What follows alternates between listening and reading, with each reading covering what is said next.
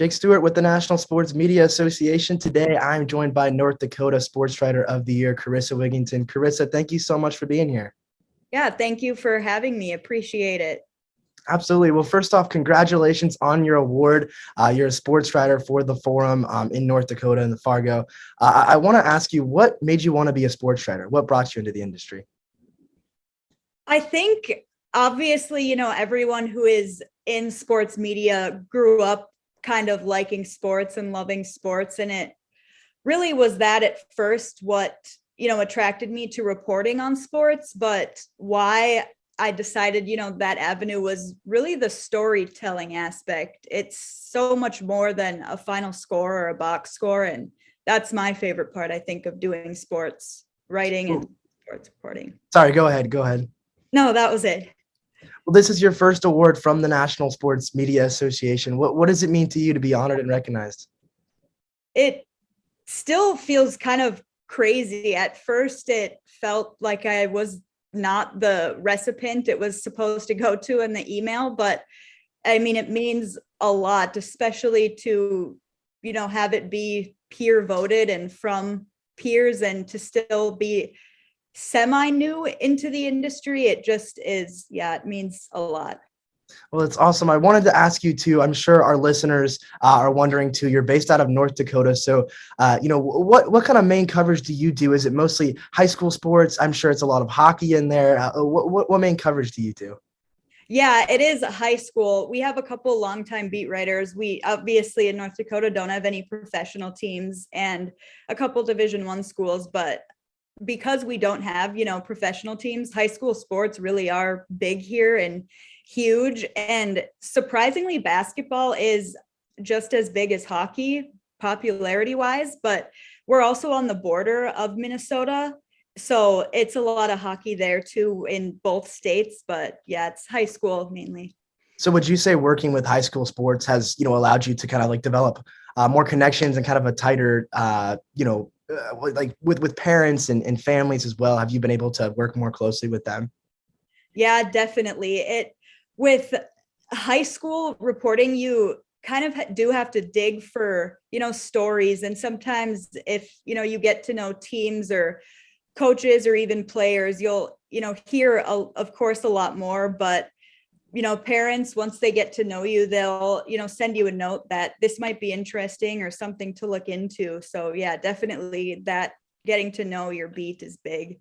Well, this next question may be kind of tough. We've had some varied answers from our sports winners this past year, but if you had to pick one story that really stands out to you that you've wrote over the past year, what would you pick?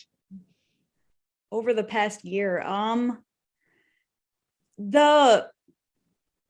I would say there's been a few, first state titles in high school. Those are always fun stories and those are always huge because everyone is different and everyone is special. But just a couple stories on individual kids, I think, and their stories and talking to them and, opening up about issues that sometimes kids don't often open up about, I guess, would probably be what sticks out. That's awesome. I mean, it really goes beyond the box score, like you said, like you mentioned, and it really just, those kind of stories are the one that stands out for sure. Well, I wanted to ask you, how much did your work change as a result of COVID-19, if at all? It was major. Well, when, COVID first hit in 2020, we, me and the other sports writer, because we have two high school writers at our paper, went to the business and news beats. So for about 5 months, we were kind of on that side and we're away from sports, but it has made, the interview style, doing phone interviews is kind of second nature now. Seems it's almost more common than, doing face-to-face, but we too at the paper, haven't really gone into the office. We've all had the choice, but it's been, really working from home.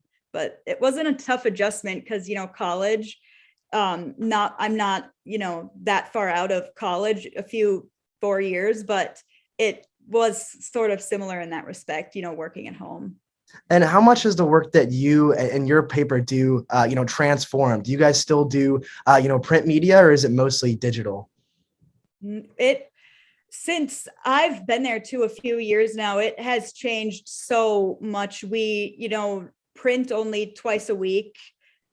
We still do a daily paper, but it's an e-edition. So you go, online and you'll have a PDF. It's laid out like a normal paper, but it's not printed. And that has changed a lot, just deadlines and coverage too. We kind of go away from covering games, multiple times a week each to, more features. That's awesome. Well, I'm curious, Carissa, who were some of the sports writers that you looked up to when you first, started writing, and maybe some that you still look up to now? I think there's a few at every level. Emily Kaplan is huge. Michael Russo, Brad Schlossman, he was a winner. He's from this area and I've looked up to him. He's a great writer. And, Jeff Passan, there's so many great sports writers. Yeah, Jeff is a great one. He's one of our winners as well, a national winner. Well, the last question I want to ask you, Carissa, is what advice can you offer to, some younger sports writers, maybe just getting into the industry now? I think in this kind of where the sports landscape is, the media wise, it can seem sort of like it's, transitioning from maybe storytelling to hot takes or, kind of stuff like that. But really to succeed, I don't think you have to be the loudest voice in the room. I think you can just, work hard and connect with people and, you'll do your job well. I love that advice from our 2021 North Dakota Sportswriter of the Year. Thank you so much for being here, and hope to see you in Winston in person this summer. Awesome. Thanks so much. Thank you.